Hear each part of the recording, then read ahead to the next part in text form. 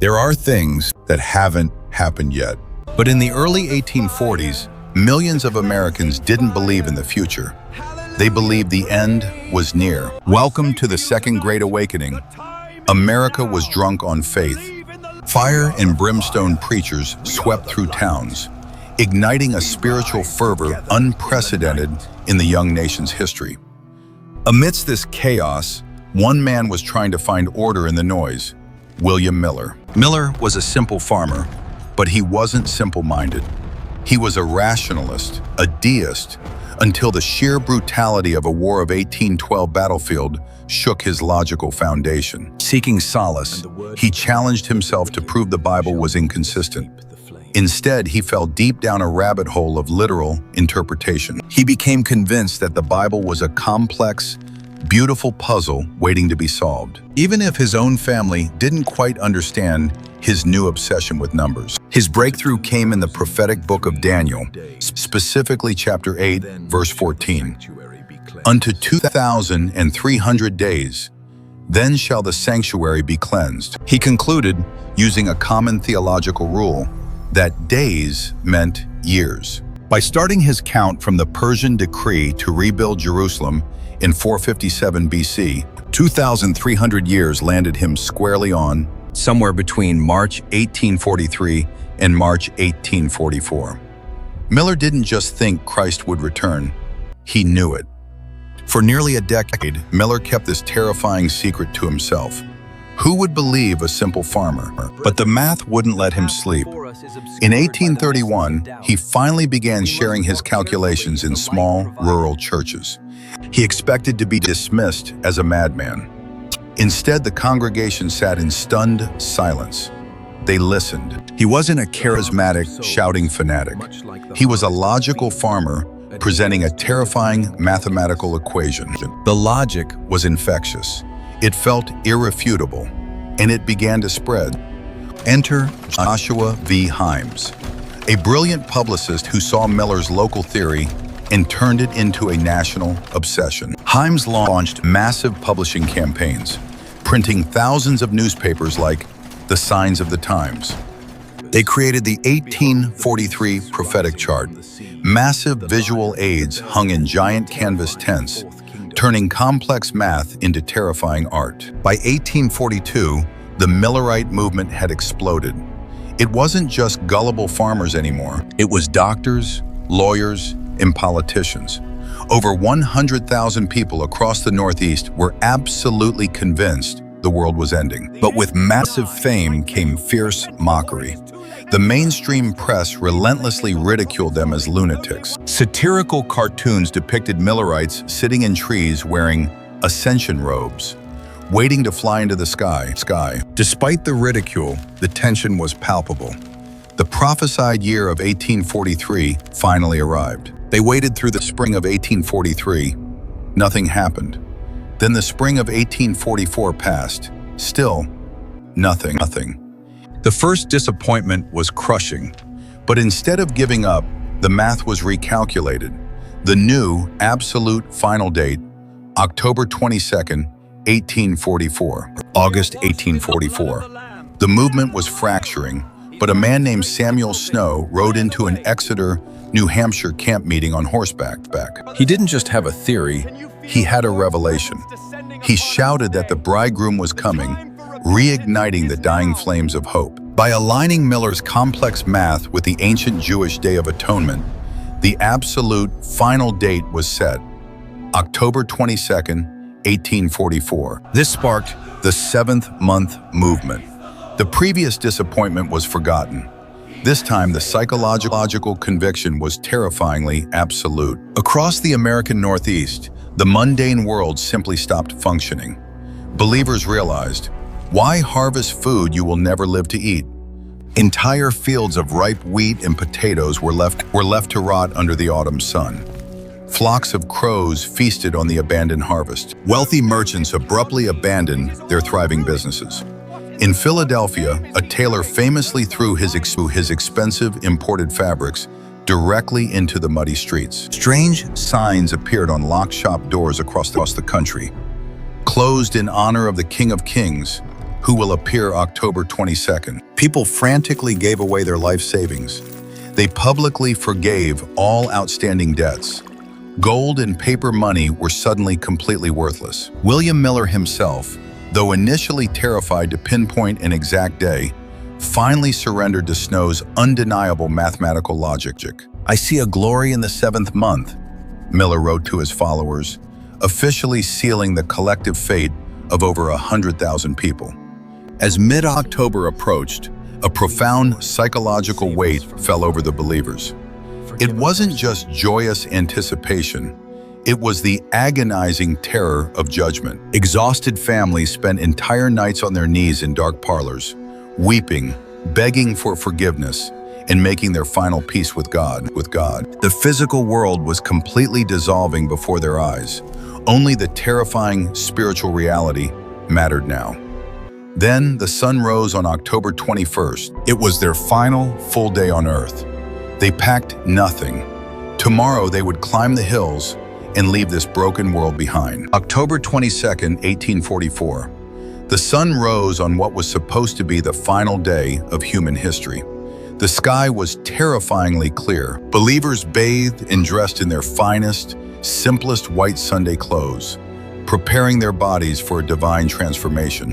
They walked out and left their front doors wide open. They wouldn't be needing earthly homes ever again. Over 100,000 people gathered on hillsides, in open fields, and in meeting houses across the Northeast.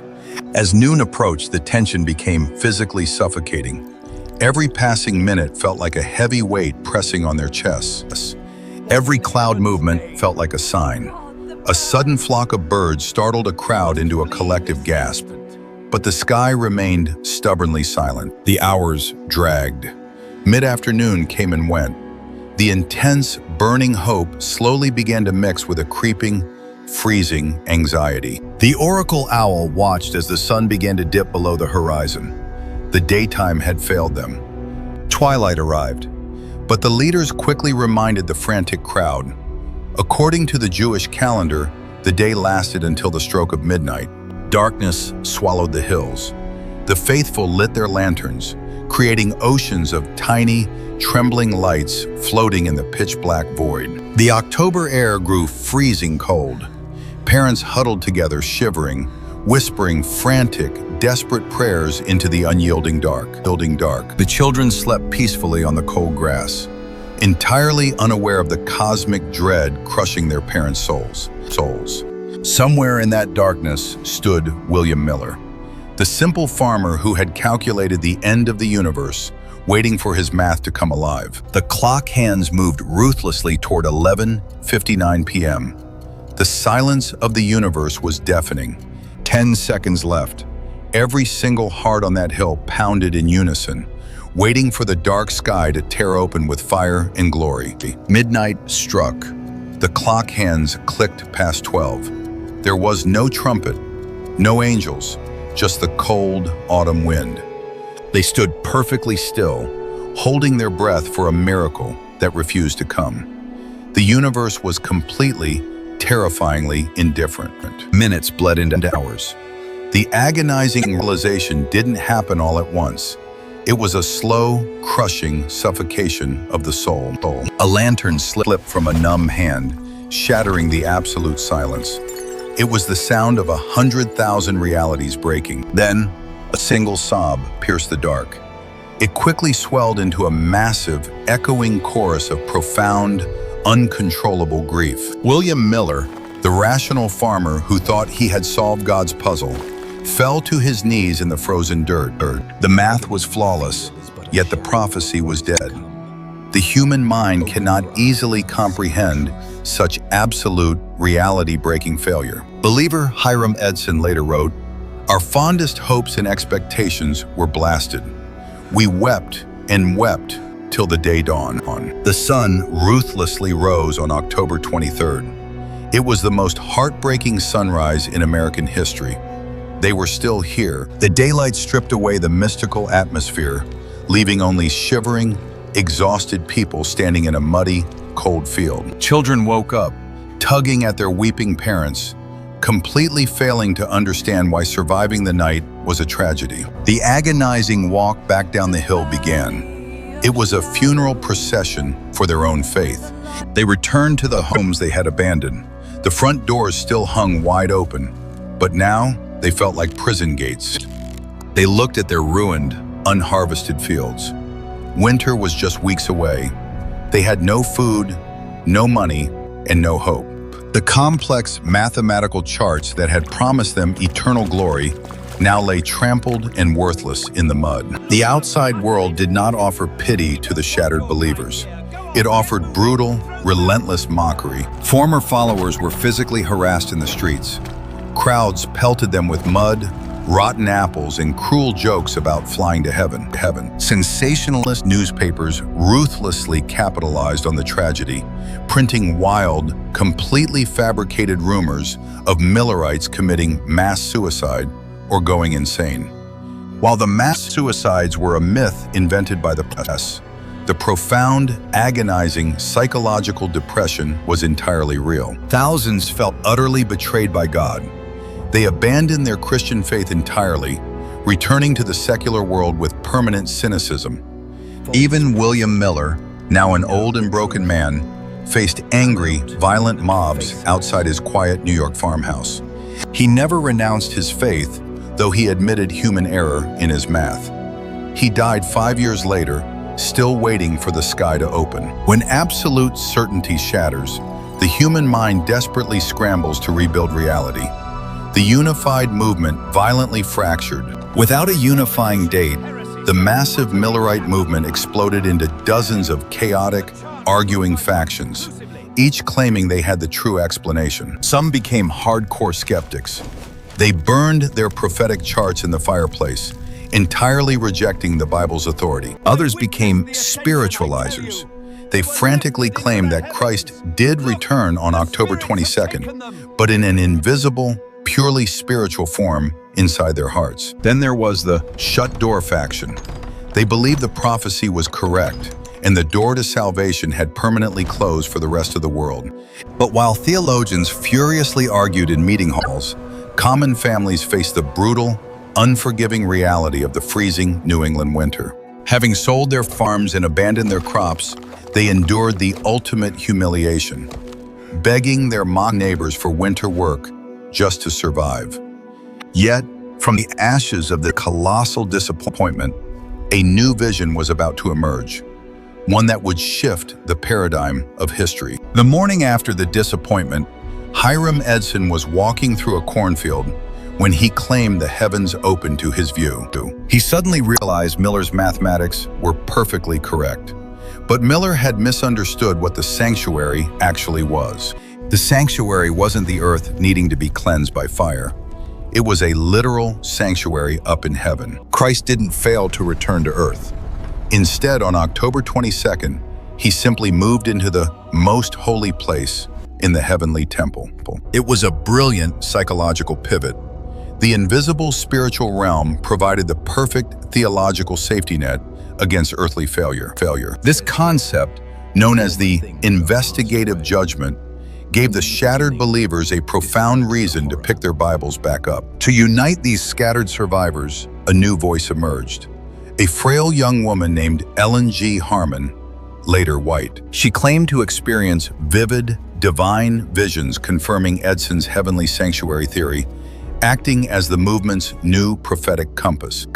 Her extensive writings provided structure, discipline, and a renewed sense of cosmic purpose to the deeply traumatized community. They also adopted a radical new doctrine from a Seventh-day Baptist, observing the Sabbath on Saturday, not Sunday.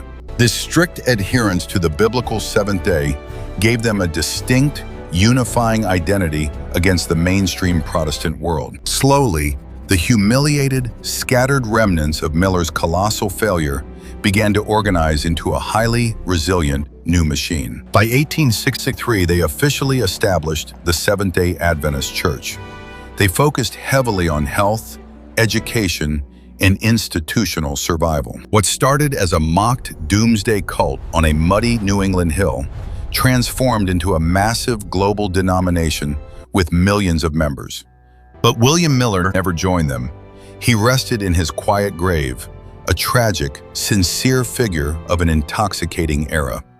The Great Disappointment isn't just a quirky historical footnote about gullible 19th century farmers. It is a profound psychological case study on the terrifying power of absolute certainty. When human beings are trapped in a harsh, painful, or chaotic reality, the desire for an immediate, miraculous escape becomes an overwhelming, irresistible gravity. In that state of desperation, a rational mind will find logic in the completely illogical. We will build towering, invincible mathematical fortresses out of a few vague, ancient sentences. And when that fortress violently collapses against the cold, indifferent wall of reality, the mind often refuses to accept defeat.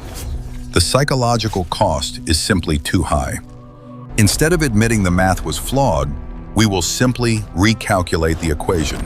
We will move the goalpost from the visible, muddy earth to the invisible, untouchable heavens. Because the human brain would rather break the rules of the universe than admit its deepest, most desperate hope was a lie. Prophecy is rarely a window into the future. It is, instead, a mirror, reflecting the deepest anxieties, terrors, and hopes of the present moment. We are always looking for patterns in the dark, waiting for the things that haven't happened yet,